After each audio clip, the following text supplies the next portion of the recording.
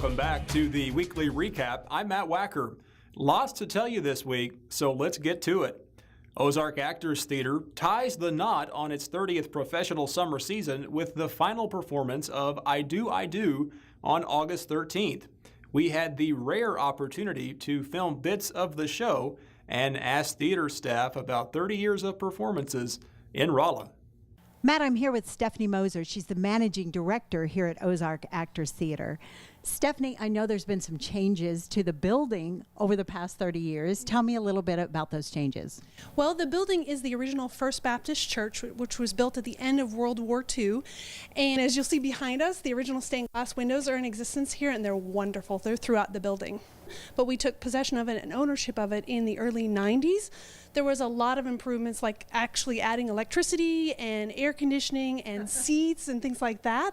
So like the wall that's right beside us in the lobby didn't exist. There weren't any seats. The wiring was very sketchy. And so we've made several additions along the year, improving the roof and backstage, actually building up the stage, installing dressing rooms and work areas, along with a box office.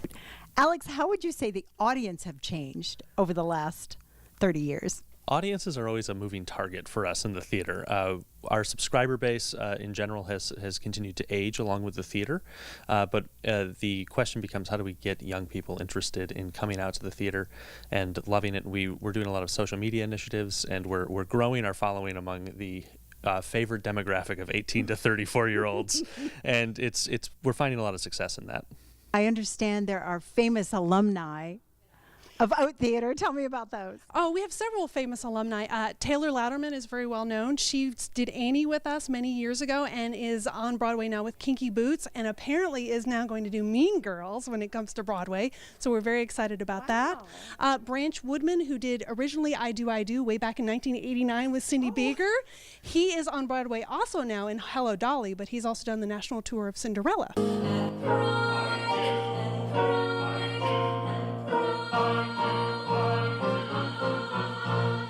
How is Ozark Actors Theater funded? We are funded in many different ways. Ticket sales cover less than half of production costs, so we make up the difference with grant funding. Missouri Arts Council has been a longtime supporter of us, along with a lot of local supporters. We have show sponsorships, and then we sell ads in our Oat Bill along with that. Well, tell me about the final two shows in the 30th Oat season. We are finishing the last show of our summer professional season right now with I Do, I Do, that opens on August 3rd and closes on the 13th. And then our final show of the 30th anniversary season is November 9th through 19th, and that will wrap up our 30th season. And our fall show is a fall community show, so it is all community actors. One of our big focuses as an organization is on education and arts education of the community. So youth and adults alike, we offer classes and opportunities for them to get in and work on their craft, in addition to our fall community show, which is a great chance for people that have never been on stage before to come get some experience in what it might look like to be in a professional production. So what do they need to do if they want to audition? Go to our website or check out our Facebook, and we'll have all the information there. If you hit the Get Involved tab on the website, that'll be right there, all the auditions information. Well, maybe I'll just do it. Yeah, you absolutely should. I expect to see you at It's a Wonderful Life audition, September 9th and 10th. Thank you. Thank you, Alex. Agnes, where are you going? I'll be right back. What?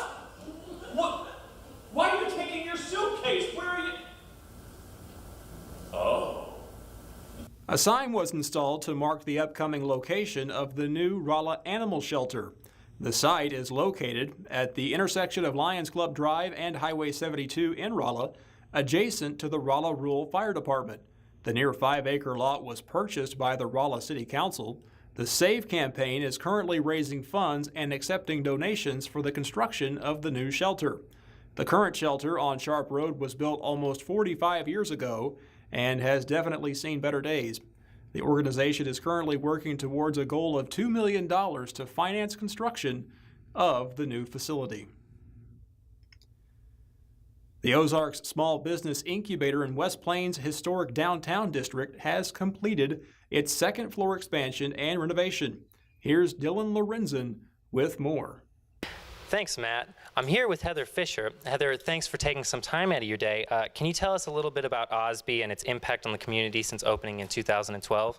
Yes, we've been open since 2012, and during that time, we've really focused what we do both on helping existing businesses expand and new startup businesses get started.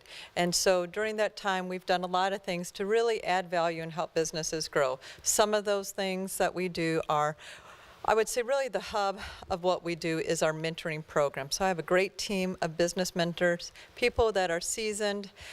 They've been there, they've done it before, and many of them are entrepreneurs. So we have these mentors meet with our clients, and that really helps them overcome hurdles so they don't have to make the same mistakes that other upcoming businesses do. So since opening our doors, we've helped start 88 new businesses.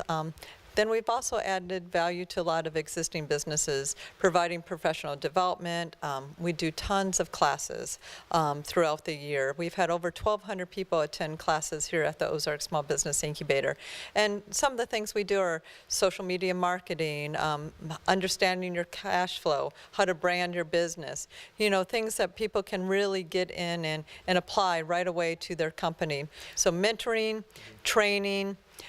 We have a microloan program. We've made over $300,000 in small loans to businesses. And this is seed capital. It really helps them get started. And then the other thing that we do is obviously provide space. We have this beautiful space here at the incubator. And the beauty of what we provide is this is not somebody's forever home. This is where they come to get started or to grow to a new level if they're existing business.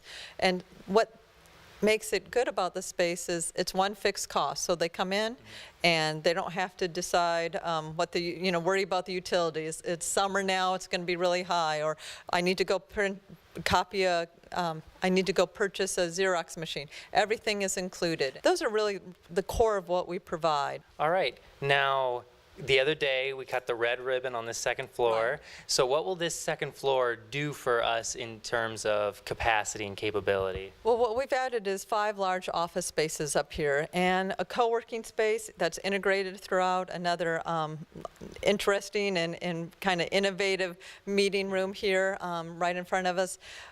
What that is going to allow us to do is, first of all, we were kind of stagnant on the first floor. Businesses could only grow so large and then they would have to move out. So now we've, largest space on the first floor is 550 feet. Up here it's 1,800 feet. So companies with multiple employees, we're able to house them and work with them. And so we're excited about it. Just helps us grow more and work with growing companies. In one sense, it's like we're an accelerator. We're going to help accelerate their growth even faster now that we can provide the space for them.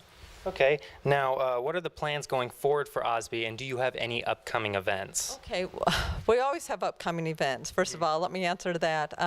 People can go to our website at osby.com, ozsbi.com. I know we have some professional development classes that we'll be doing here in August. We're bringing in a speaker from Dallas on brand formation. He trains companies all across the country and how to brand their business better. That'll be happening in October. And then in November, we have our open house. So all throughout those months from now into the rest of the year, there's a sprinkling of other trainings, free lunch and learns, different meetups for manufacturing and tech businesses. So to become apprised of that, just go to our website or give us a call at 256-9724. But what does all this mean for the future?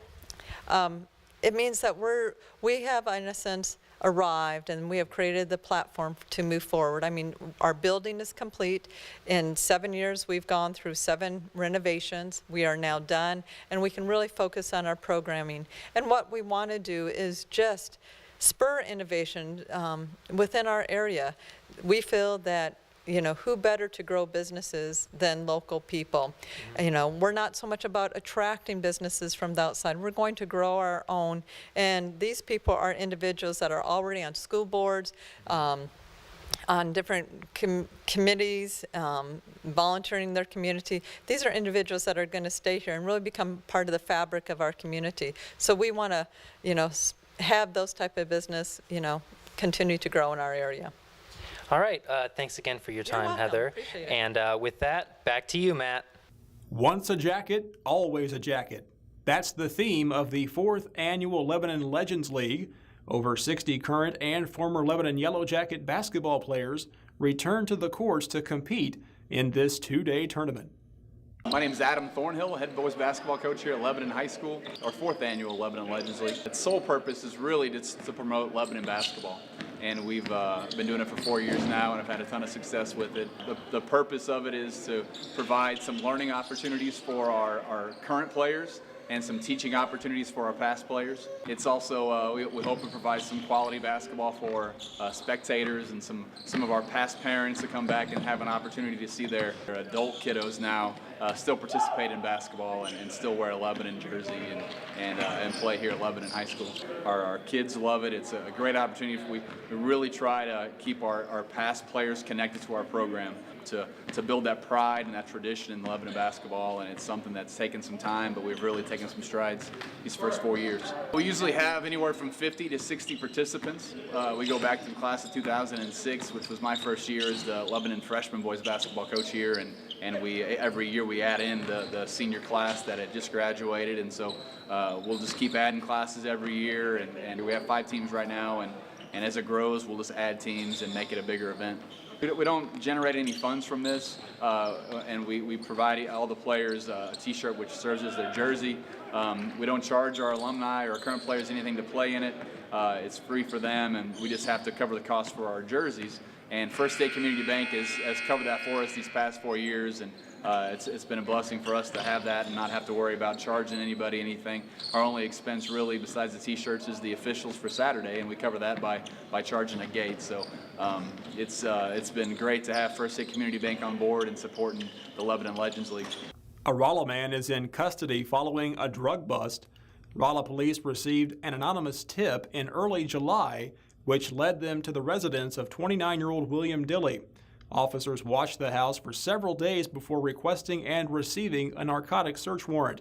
After serving the warrant, officers found marijuana, mushrooms, and other drugs, including over 1,000 doses of LSD. Dilley was charged with 5 felonies, including drug trafficking, delivery of a controlled substance, and possession of a controlled substance. His bail is set at $500,000. A woman is dead following a drowning on the Gasconade River. The Missouri State Highway Patrol says that 35-year-old Dorca Reyes de Leon of St. Robert was attempting to cross the river when she submerged and did not surface. State troopers recovered her body, and she was pronounced dead at the scene. This marks the 2nd fatality on the Gasconade this year and the 7th water-related death for Troop I in 2017. A 7-vehicle traffic accident near I-44 mile marker 149 shut down the eastbound lane for several hours on July 23rd.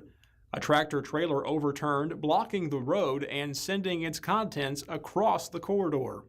A 21-year-old from Scott City, Missouri, was killed. A Texas county man has been sentenced to 15 years in prison for assault with a BB gun. 33-year-old Ricky Green Jr. of Licking pled guilty to 2 counts of first-degree assault and 1 count of armed criminal action. According to authorities, Green was confronted by the landlord of his rental property, upset that he apparently damaged a TV with a BB gun. When the owner of the property demanded he leave, Green refused, opting to fire the air gun into the landlord's head several times. Green was found guilty and sentenced to 15 years in the Missouri Department of Corrections. A first-of-its-kind Tech Talk was held on Fort Leonard Wood July 26th. Industry and government experts spoke about unmanned aircraft technology, autonomous vehicles, and other high-tech subjects affecting the armed forces. Leanne spoke with civil engineer Samuel Vance to find out how these developments could soon affect our everyday lives. Samuel, I know a lot of times military technology eventually trickles down to those of us who aren't military. What is, in your estimation, the next new thing in drone technology that is going to come to the mass public? Well, I think that sense and avoidance technology, and that was part of what was spoken about here with regard to autonomous vehicles, is a big technology. And as stated here today, the military has been working on this sort of technology for 20 years, and then this mesh between satellite data and data acquired either by unmanned aircraft system or by vehicles. And meshing these two things together is a big thing that really I think the military is the best at this point, and certainly will be the spearhead going forward. And I think that will eventually trickle down into ways that the normal consumer can use it. Just as, for example, like a GPS system was 30, 40 years ago.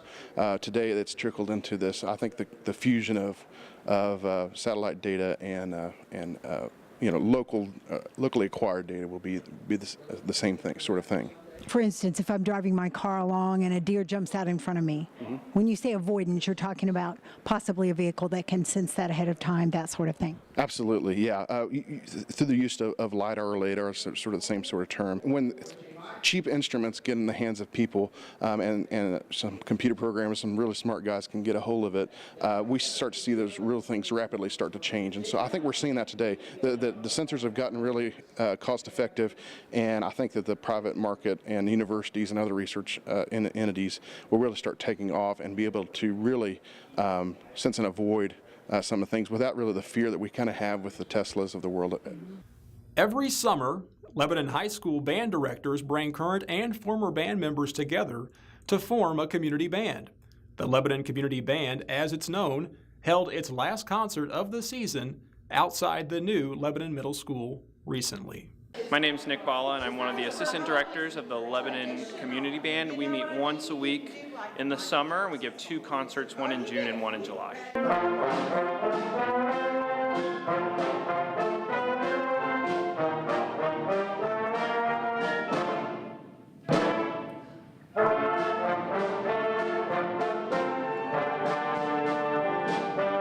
There's no official sponsors. We take donations from the community for people for our shirts.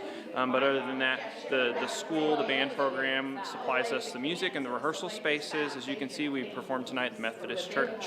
No official sponsorships, but we're very appreciative of the community members who have given us what we do have. We have anywhere from about 30 to 40 people each week, each concert. We ask that everybody just come for at least 2 rehearsals out of 3, and they get to perform on the concert. It's a lot of fun.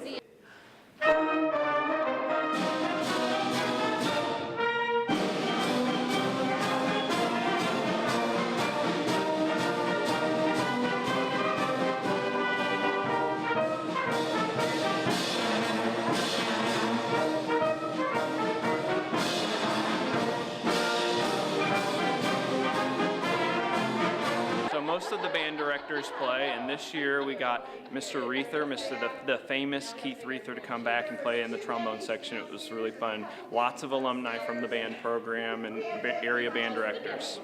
The next time that we're going to play is in the Christmas season, so we'll have a December concert sometime back here at the Methodist Church.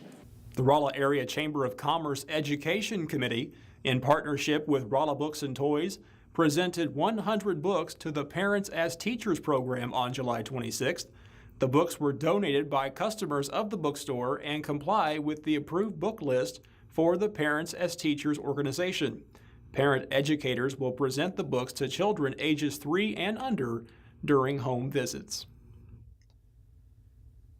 Phelps County Bank announced their totals for this year's Take a Stand during an ice cream social on July 26th.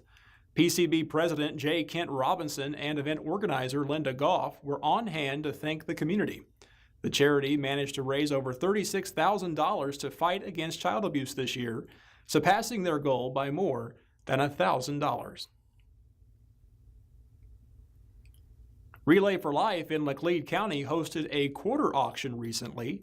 Videographer Luke Keene shows us more. My name is Goldie Swan, and I am Community Manager for Relay for Life with the American Cancer Society. We are at the Relay for Life of Laclede County's Quarter Mania event, and this is their 3rd annual fundraising event. We typically, on average, have between 30 or 50 or so. It really just depends on the time of the year and other activities going on in the community. So all of the donations that are raised go to the American Cancer Society, and those donations are used for cancer research and education materials, all of the programs and services that we provide for cancer patients and their families that are free to them. We do collect sponsorships for the Relay for Life community events. This is a post-event fundraiser. The Relay for Life in Lincoln County has already taken place, so this is just an extra fundraiser to help us reach our goal. We do other fundraising events. We have fundraising teams, and they usually will hold different types of fundraisers throughout the year. We are planning another event. It's called a Bark for Life, and we're hoping to hold that in the fall. Fair season is still in full swing, and 2 area counties are celebrating 70 years of tradition. The Gasconade County Fair took place July 26th through the 29th in Owensville, marking 70 years of timeless traditions, with annual events including a parade and barbecue contest. The Phelps County Fair comes to a close August 5th after 4 days of shows and contests. Agricultural exhibits, carnival rides, and plenty of good eats round out the activities.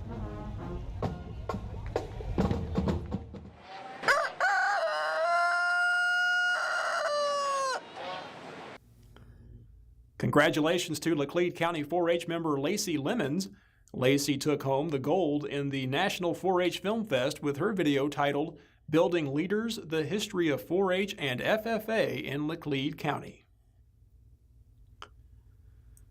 The first ever Great Gatsby Casino Night took place July 29th at Just a Taste in St. James. The themed event was hosted by the Rolla Area Chamber of Commerce and sponsored by 28 local businesses. Attendees enjoyed games, drinks, dinner, and plenty of prizes throughout the evening. Yours truly may have been there, winning. The event generated $2,500 to support chamber services. That's all for now. I hope you enjoyed watching. I'm Matt Wacker, and I'll see you next time.